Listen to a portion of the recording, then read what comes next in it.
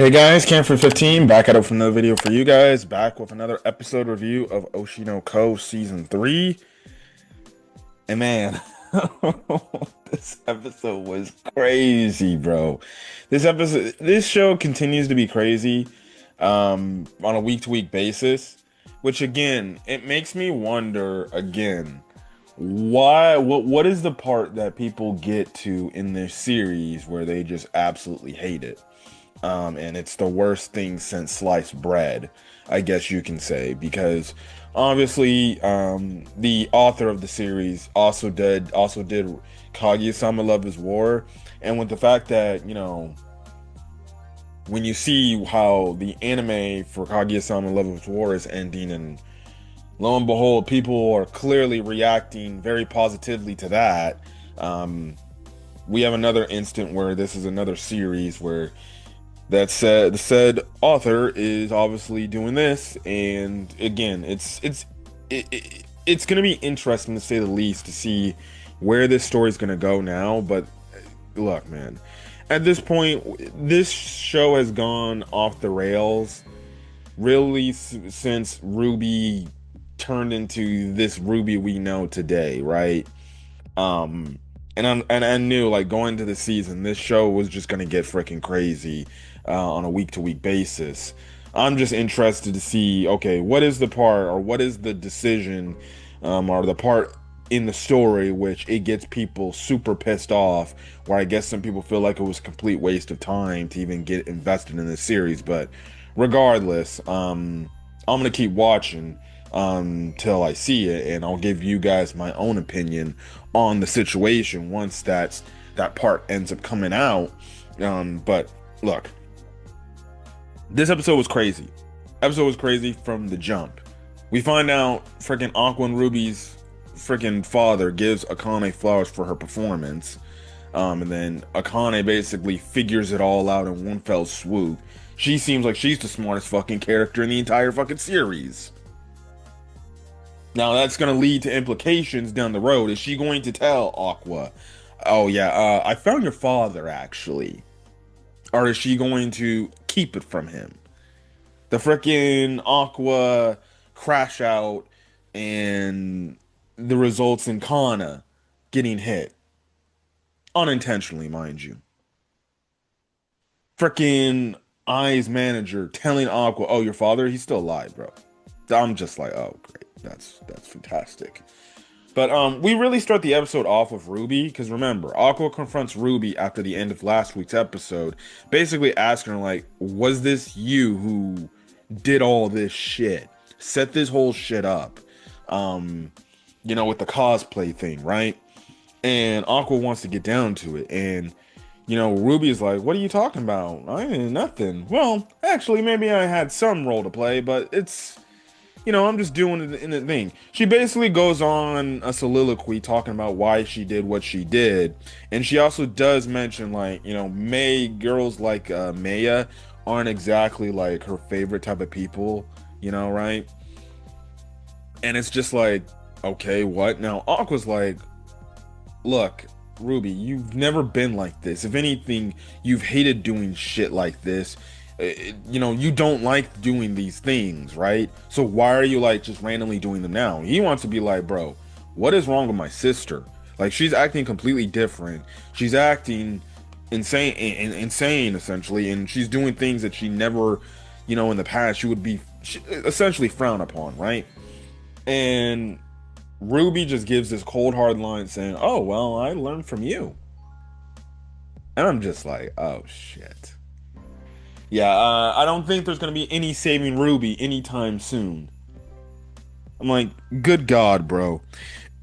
When you realize, dude, it's absolutely insane, dude, that, look, albeit it is their mother because they got reincarnated as their children, it's just absolutely hilarious how the death of one idol not only made a girl in a hospital on her deathbed, but a adult doctor who was reincarnated into a basically children's body, like 16-year-old kids, right?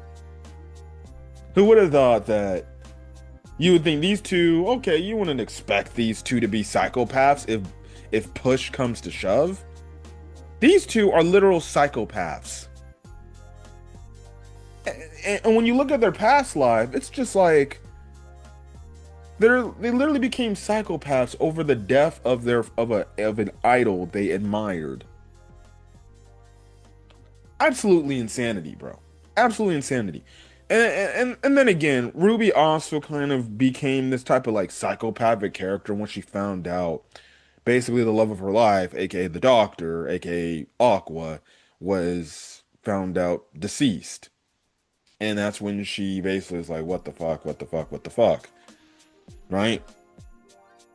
Because she wants to get down to the bottom of this. And it's just like, it's absolutely batshit insanity that this is all coming to blows because of the death of their mother. And if the death of her mother clearly never happened, they would probably be a lot more peaceful and they'd be a lot more happy. Now, again, like I said, you can make the mention when you go back in the first season, the first episode. It was probably, again, we don't know why I split away from their father. I guess we'll find out why she potentially did that in the upcoming episodes. Maybe the manager, maybe Ai's manager gives a reason why they split up or why they stayed apart.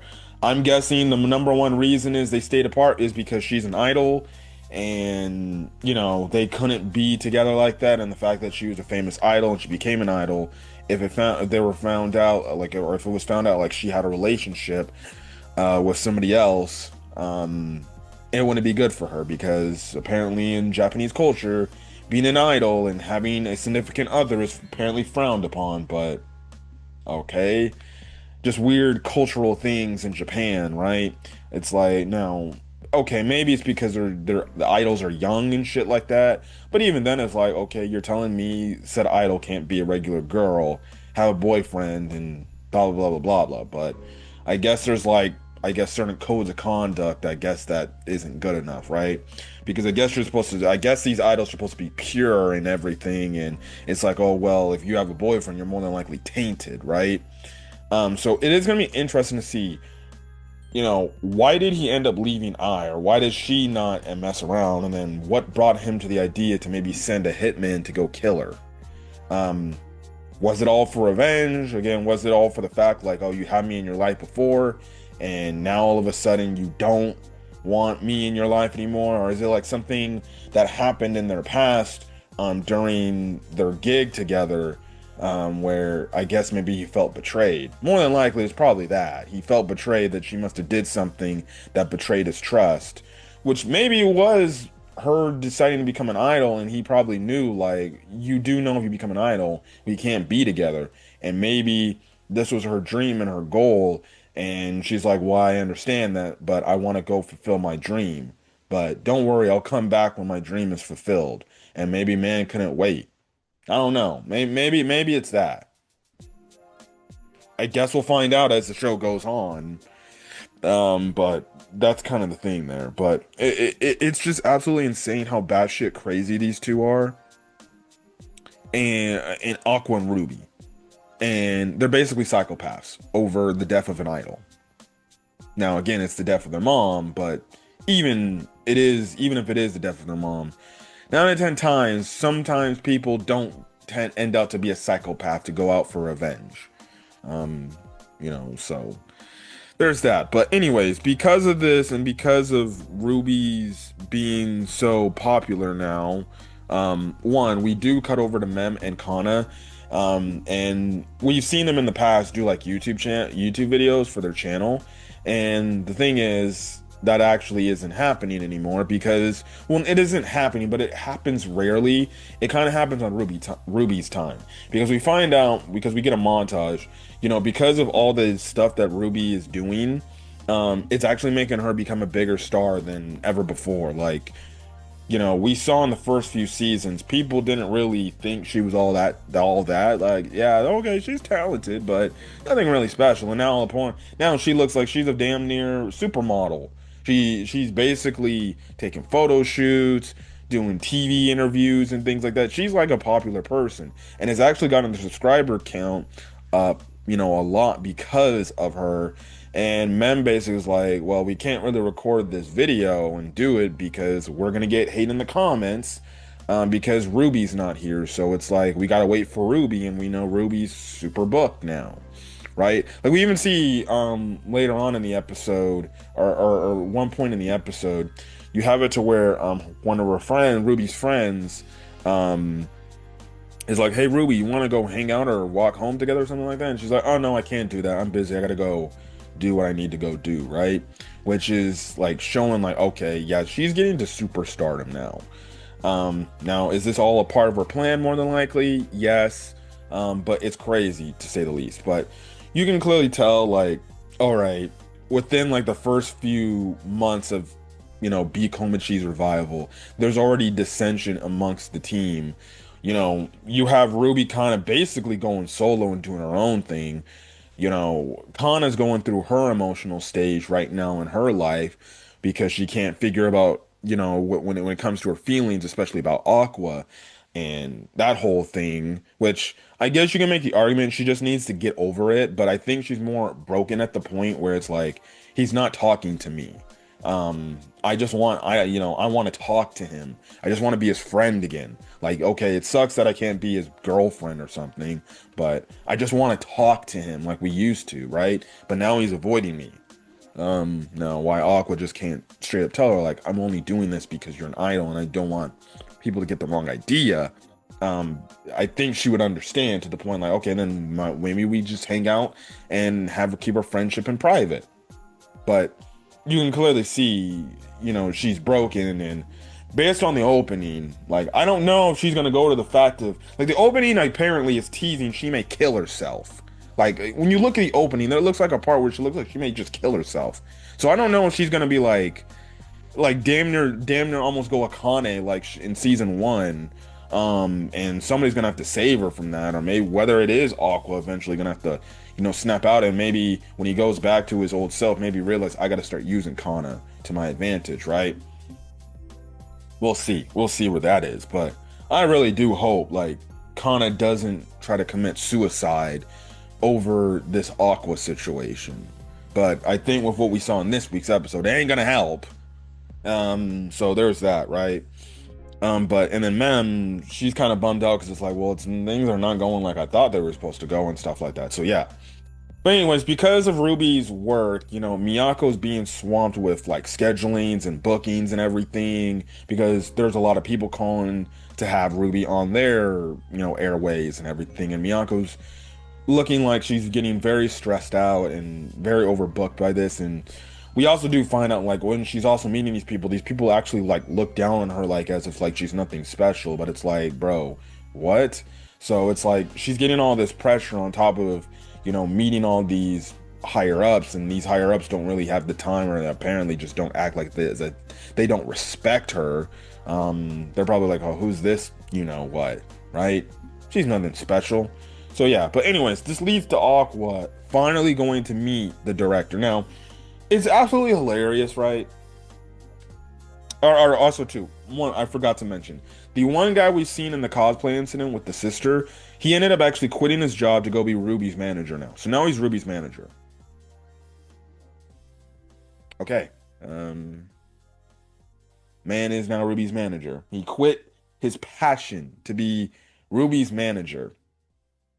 Yeah, I don't know. Yeah, now I personally think he did that more for the fact that he's simping for her too, because it's clear like you can make an argument he probably is head over heels for Ruby, but the fact that he quit his own job, but then again, you can make the argument maybe his job is a little bit more or less peaceful with Ruby as opposed to what he was what he was doing, because his job had a lot of freaking stress, and maybe with Ruby's influence.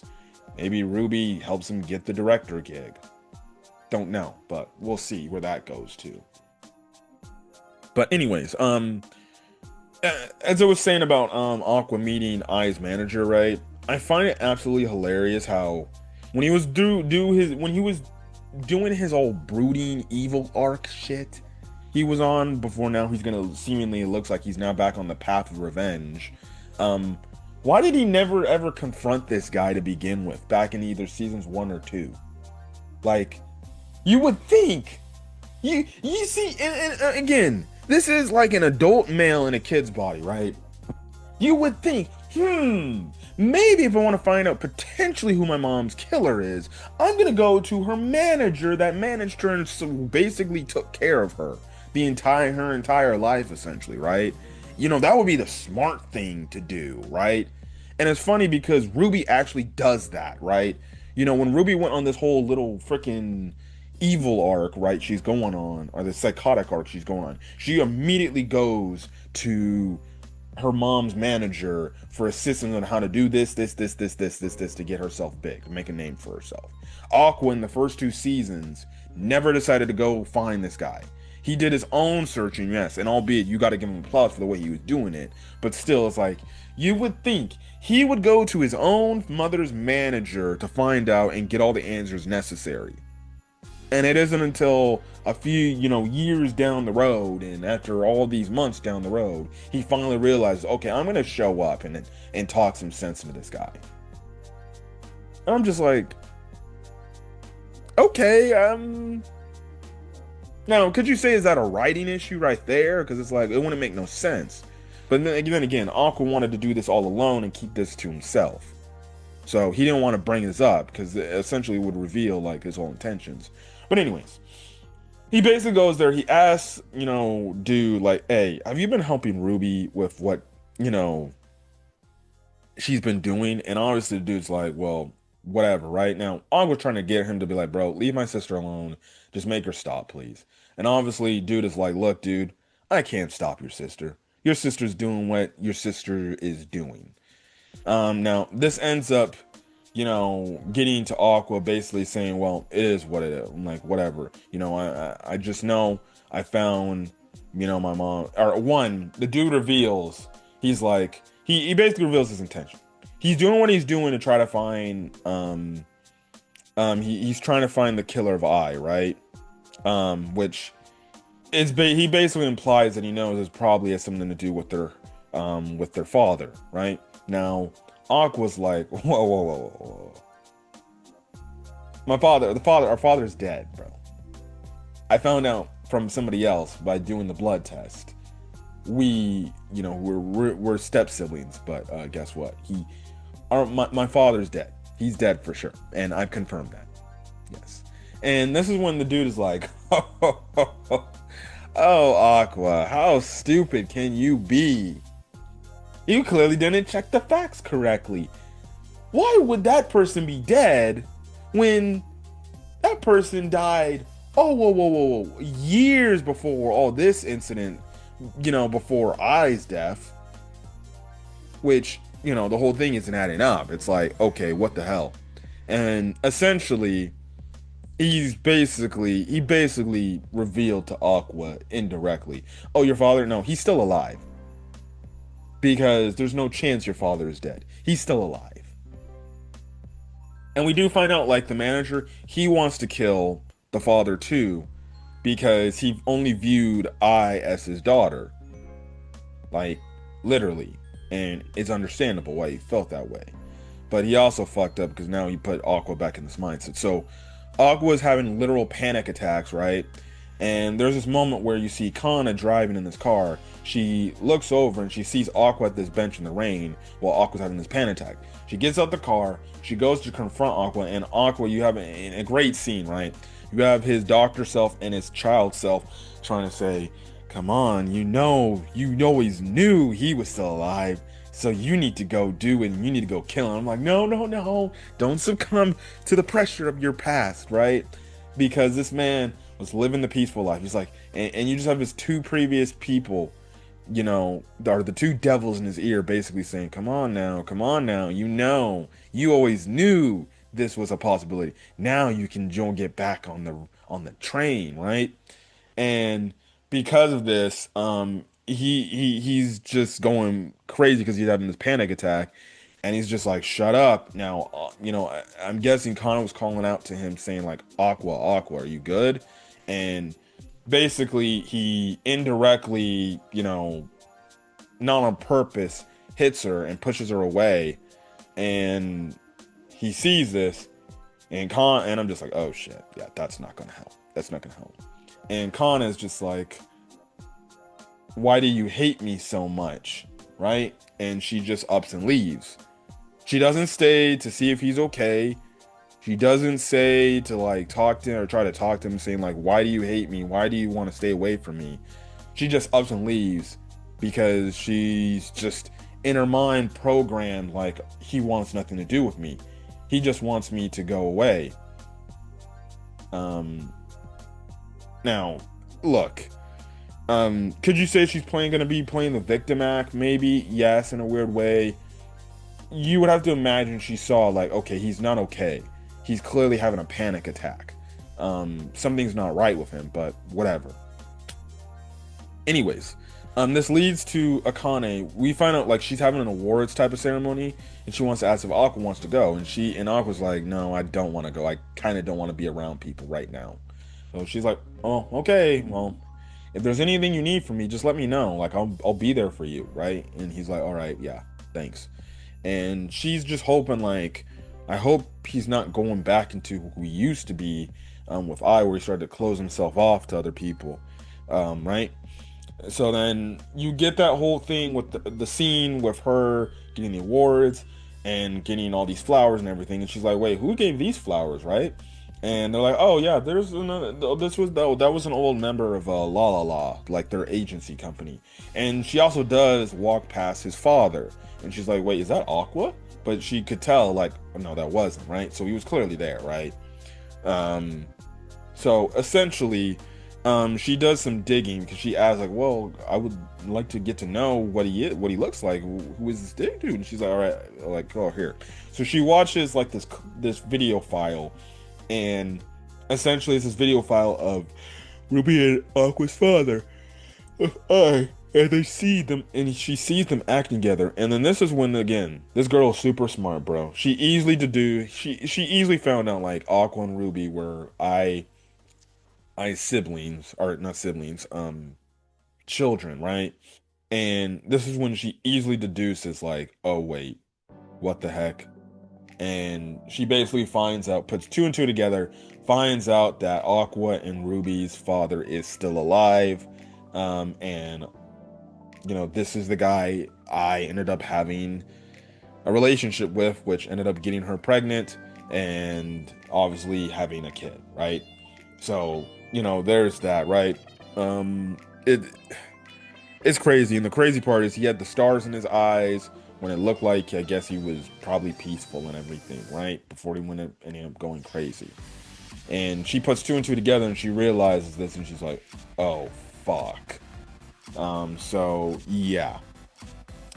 Look, man, I don't know where Oshi no Ko is going to go, and now this is an interesting plot line now with the fact that, Akane knows that Aqua's whole goal was to get revenge on his dad for killing his mom. And look, I don't know what she's gonna do now. It's gonna be very interesting because it's like, okay, we do know she does not want Aqua going back to how he used to be, right? But I think that's already over with right now. And two, it's gonna be interesting to see how long is she going to keep this information from him. Is she going to keep this information, or is she just going to tell him, right? And they're going to work together to take down their father.